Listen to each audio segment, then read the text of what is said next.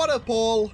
It's your boy, Liam Catterson, and this is another edition of The 100. We are at episode number 8 of season 6, which is, I believe, called The Old Man and the Anomaly, which I think is going to be an Octavian Dioza-centric episode, which is pretty good because we've gotten an update about what they do every episode and all of that in small doses, so it'll be really good to focus on them for a change in this episode, so that's all well and good. But yeah, this is episode number 8. This season is just flying by, but you know what they say about fun, don't you?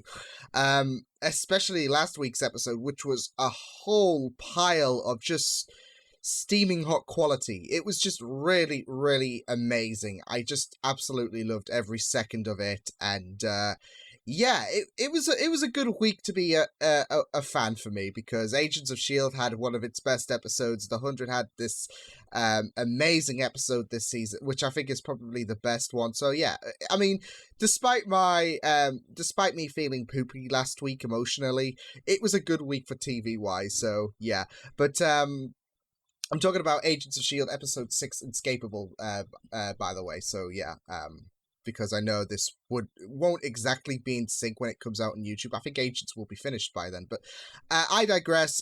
Yeah, I'm looking forward to checking this out. Season 6 has just been an absolute blast. So, yeah, with that said, let's just delve right into this episode. As always, the extended reaction should be up on Patreon, so with that said, let's go. First the old man cures you, and then you put a bullet in his brain. I mean, he might not finishing each other's thoughts. See, you're a great duo, aren't you? You'd have thought we'd turn into an old married couple. Ship!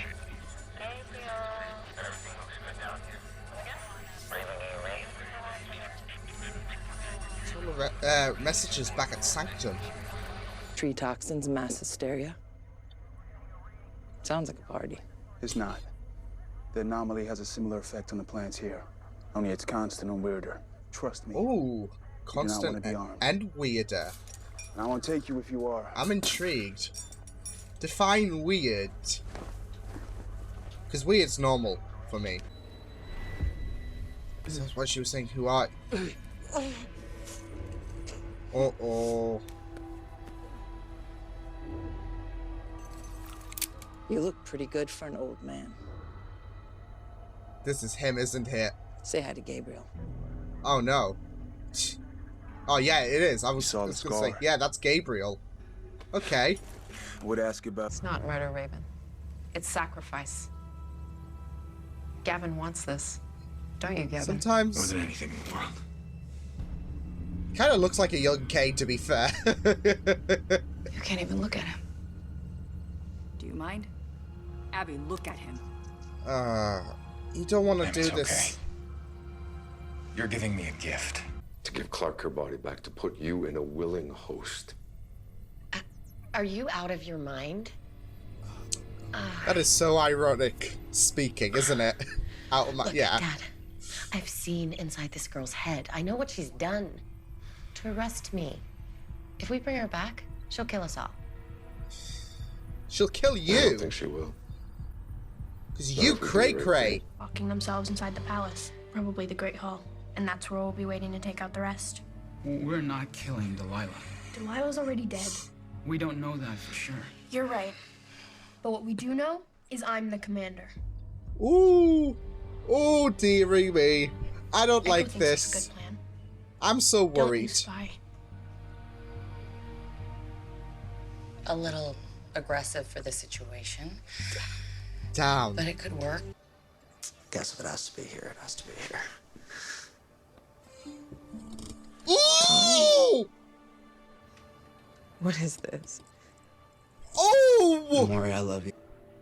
First they make us Nightbloods, then they make us Primes. And I guess it's kind of like a proposal. Never die. Oh no, that's a survivor's move. Yep, it is. The victory. So is this... What do you say? So is this the weirdest proposal ever? You can love me forever? A freeborn host.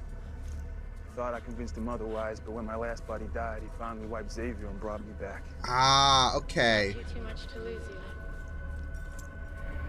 I know the feeling. That is true. So it was like a freebie. I killed him in a fit of rage and assumed Xavier's identity out of shame. No one else knew. That's what... Oh, that's not great. Hey. Ah. You're not gonna freak out on me again, are you? Hey. So I'm guessing this effect, whereas it differs from the rage, like they described it weird, it's more emotional though.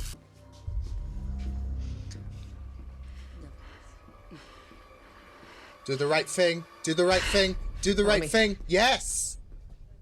Come on, Emory. Clark's alive. Yeah, about that. You already knew. Why didn't you tell me? Because I'm with John. Liability. Never. Oh! Oh, shit! The glory and grace of the primes.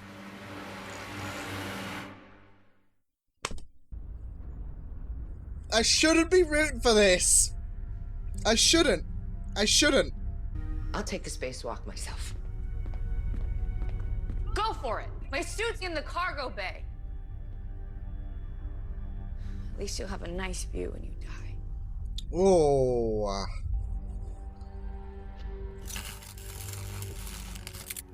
Oh. I mean, Raven would be more suited to this, obviously, but... Could go wrong. It's very Clark, actually.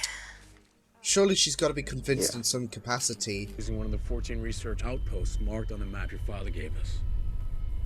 Oh, it's too bad you can't get past the radiation shield. Well, that's where the EMP comes in. Oh, nice! Nice! Oh, shit! If we die in a doomed attempt to save her, starting a war with my father, or we stay friends and live happily ever after. Oh my god. You have a fucked up definition of friends, just saying.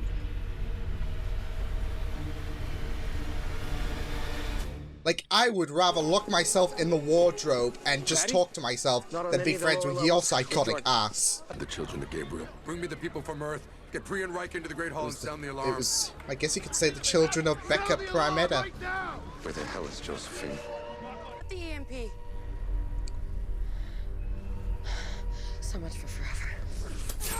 Ah!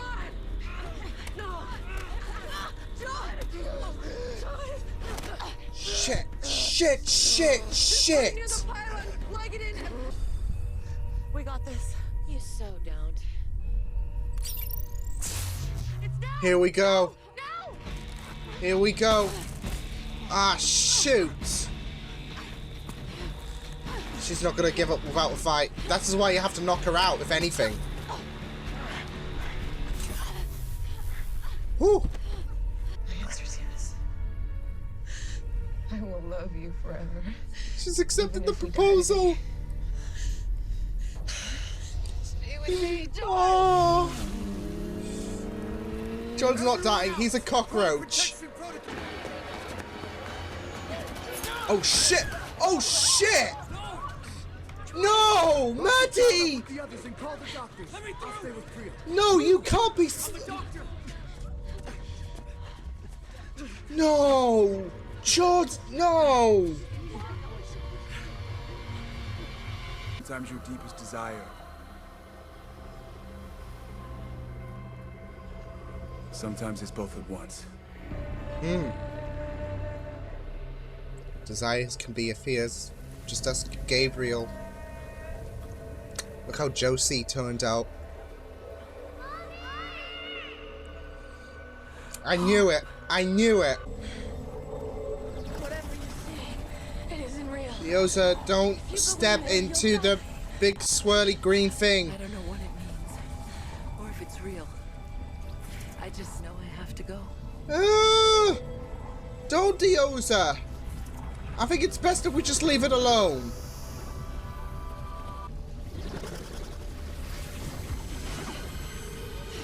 Whoa! Whoa! Whoa! She got out!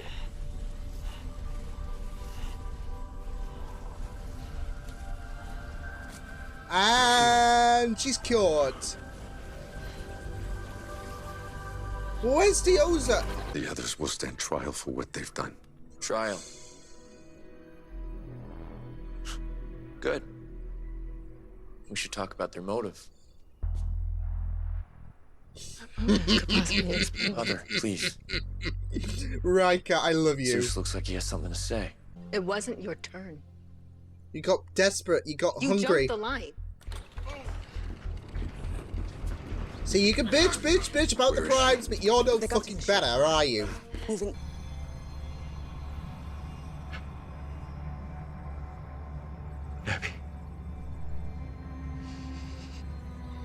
Abby picked a good body, though, to be fair, for Marcus to take. Not just because it kind of looks like him, but... Daddy.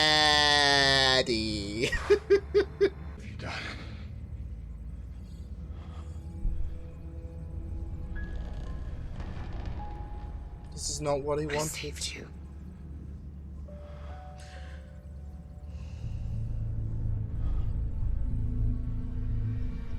I mean, at least check yourself out in the mirror and all of that. But damn, I'm gonna miss Henry. I'm gonna miss Henry so much. Like, he was a fantastic actor to play Kane. And like I said, though, it's the dark version of Time Lord regeneration. Or it is, literally. You're still the same person, you just got a different body and all of that. So, yeah, it's actually the more bleaker version, because at least with Time Lords, whenever the Doctor and all of that changes and all of that, you get accustomed to the idea of change and all of that, because they've accepted it. Whereas this is a very, very bleaker version of it, isn't it? Like, some could inhabit bodies that were chosen by force, like the whole situation with Josephine and now Kane, because Kane didn't say, okay, well, if I die, stuff me in another body and all of that. He didn't even know at the time, but it all goes back to Raven's point, like, how do you know if he wants this or not? So, yeah. Plus, it's a nice parallel to the season 4 finale, isn't it? Where Abby chose herself to die from Prime Fire. And Kane decided, you know what? I'm going to say no to that. So, yeah. So, yeah, I don't think Kane's going to be particularly too pleased about... I'm going to miss Henry if that's the end. Like, I don't want it to be the end, because the actor who's played Kane has been tremendous all throughout, and I know it's weird for me to say this because I should be used to this, like Doctor Who fan, like every time a new Doctor comes in, it's like, oh, we don't like this Doctor, and then by the time they are leaving the show, it's like, we don't want you to go. But I think for the 100, it's different, because this is very unfamiliar terrain, and it's a more darker version, isn't it? So, yeah. And plus, Henry is he is an amazing actor, and it will be hard to beat the way he delivers his lines. But I don't know if he's going to survive. Like, if he's going to live with this, because Abby's done something, like, really, really shitty. And it's all the matter of, is Kane going to live with this? So we'll just have to wait and see what happens, because it's not like the show deviates from the topic of suicide, and doing something like this can be very, very testing. So we'll just have to see the ramifications of Abby's actions as this season continues. But yeah, this was pretty interesting. Yeah, it was a very, very fun episode to go into. I did feel like the pacing for some of the stuff, especially on the Elite ship, like the pacing of certain scenes, was a bit clunky. But the story itself was pretty interesting, especially with Josephine wanting to eliminate Clark once and for all. She was on the verge. And then some what is it called again? I wouldn't have gotten away with it if it weren't for you meddling kids. Yes, some meddling kids had to intervene, and now Bellamy has taken Clark. I don't think he could toss Clark's body into the anomaly, and Clark is 100% Clark, 0% Josephine.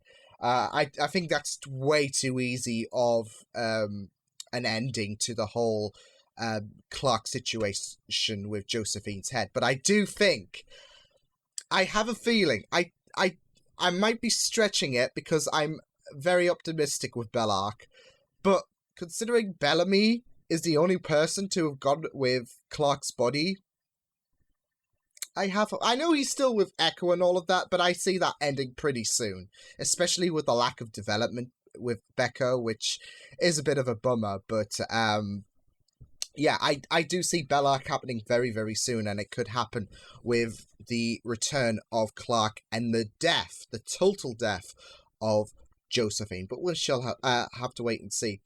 The Octavia, Dioza, and Gabriel scenes were pretty great stuff to see as well, especially with, like I said, that reveal that Xavier is actually Gabriel, and he gave a bit of an insight about how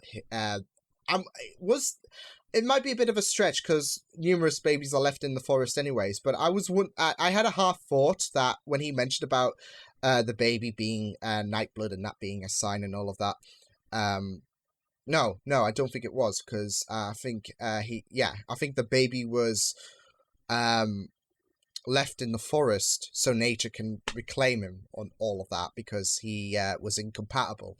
So but I don't know, because I was thinking Eduardo was the kid in the flashbacks we saw in the last episode, but we did get an insight about how he was basically a freebie, and no, Xavier was, should I say. Eduardo was the one that thought, oh, this is a freebie, basically, so here you go.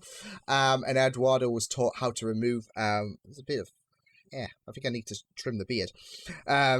I don't like this. I don't like hair. Or something like that. I don't know. Yeah, it's my beard. No, but I was going to say, Eduardo was the one who was able to be taught to remove the chip, and I think he killed Eduardo because of the fact that he went against his wishes, I guess, which is similar to the situation going on in the Allegia's ship. And he had to take on Xavier's name as well because he was in Xavier's body, and he didn't want to. He didn't want this to happen, but damn it, Eduardo. So yeah. Though I did like the line about Gabriel saying about him becoming a false god, as well as the fact that Octavia said he basically was not fit to lead, because I think that does resonate so well with Octavia, because let's be real, and we're not going to have any drama in the comments, because season 5 reactions are like, well, Octavia, yeah, we had a lot of drama with the Octavia comments in season 5 and on all of that, and I'm not starting any drama, but Octavia was still a bit uncertain to lead.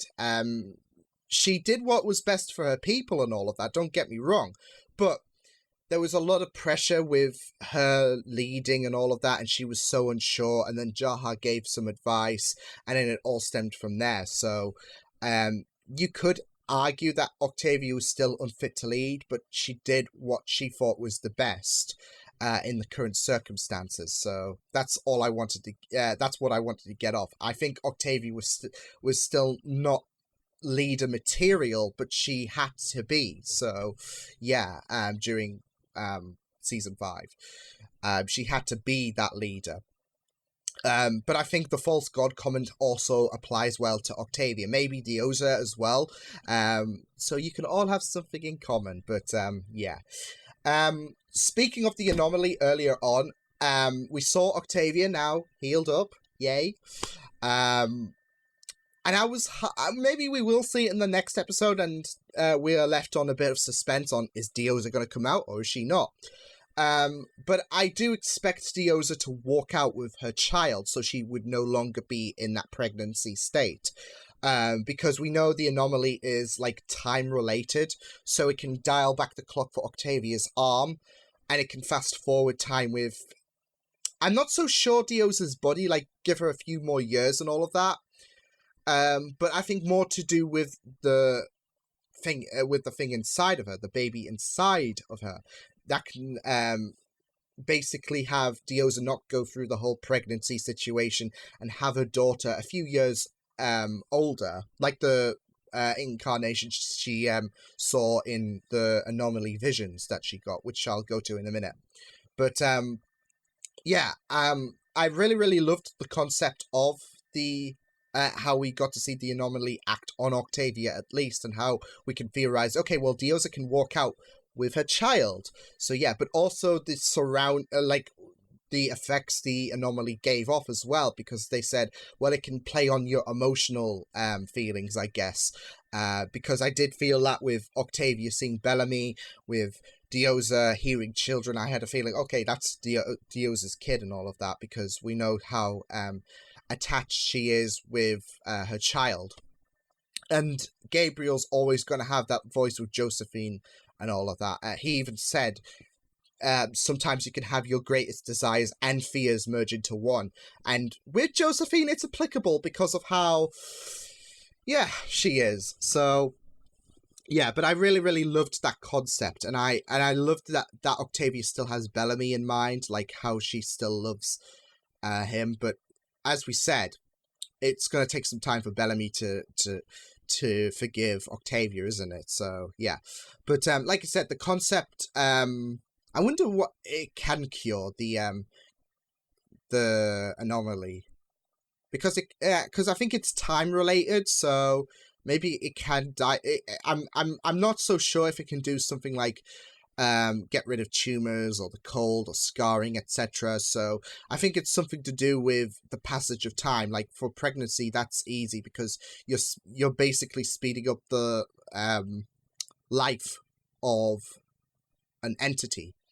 Kind of like you sped down with Octavia's hand, and you gave her back her normal hand, I guess. You could dial up the years for Dioza's kid, Hope. So, yeah, I think it's more applicable to time related matters, and that's why I think tossing Josephine into the anomaly is not going to cut it. So yeah, but I did love the standoff between Bellamy's people and Josephine when times were getting tough, because we saw Maury make the right decision, took off with the EMP, and it was really good stuff to see, especially with the plan to basically connect the EMP to the shield thing. And yeah, it was just really good. Like I said though, because we got an insight with we got to see more of the fallout with Bellamy's discovery that Clark is alive, and he didn't want to tell Anomaly because rightfully so. She might be a liability with the fact that Murphy wants immortality, and he offered it to Emory, and Emory at first agreed, but then she saw the light and she saw how wrong this was. So it was great to see Emory have a change of heart and tell Bellamy everything. But you cannot blame them for keeping the fact that Clark was still alive, because, like I said, liability. And it seemed to be going that direction. But again, I'm not surprised that Murphy is, like, siding with Josephine, because I think survival is more primary for him than it is for Emory. I think Emory is more emotional. Like, she opens up a bit more so, but she wants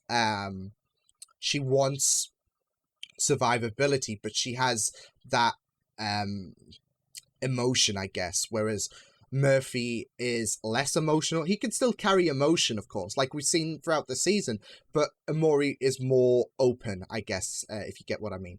Still, the proposal bit was it was kind of weird because we know what it meant in a sense as well, but it was kind of like a proposal as well at the end of the day. So yeah,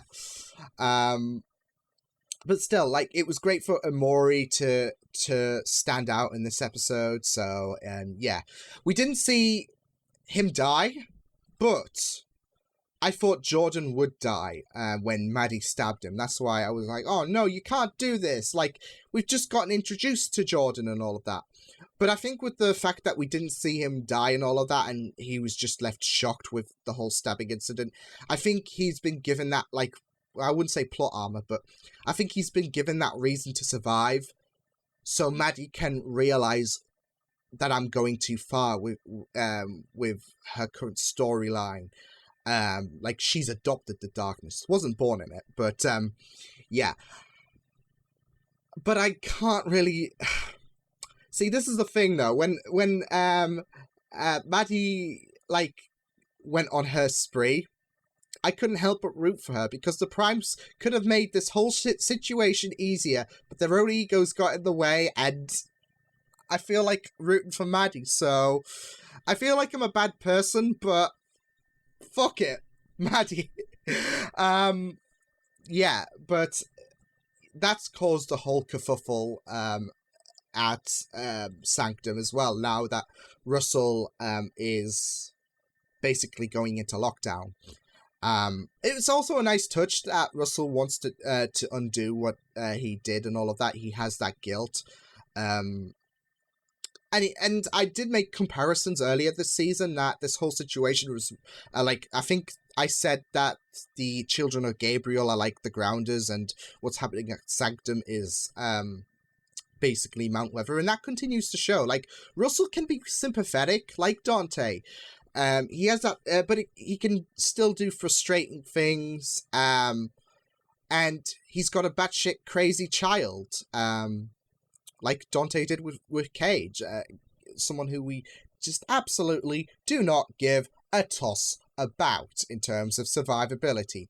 But yeah, like I said, he can still make frustrating decisions, like his order at the end of the episode with 5 Primes dying in 5 days. But I liked Riker saying, you know what motivated this?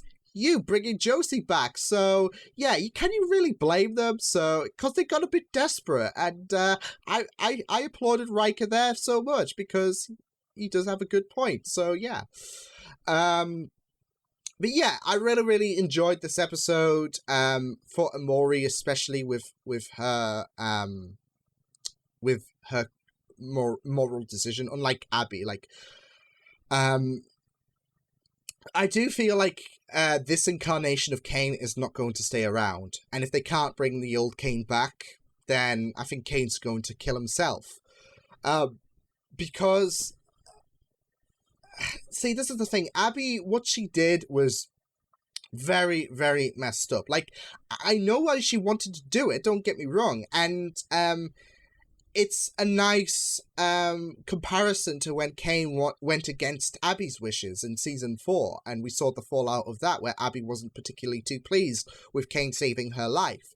At the same time, however, it's not about saving your partner and all of that, despite their wishes. It's how this method is more draconic, isn't it? So, and especially with Kane, who hasn't got the faintest idea about what is happening.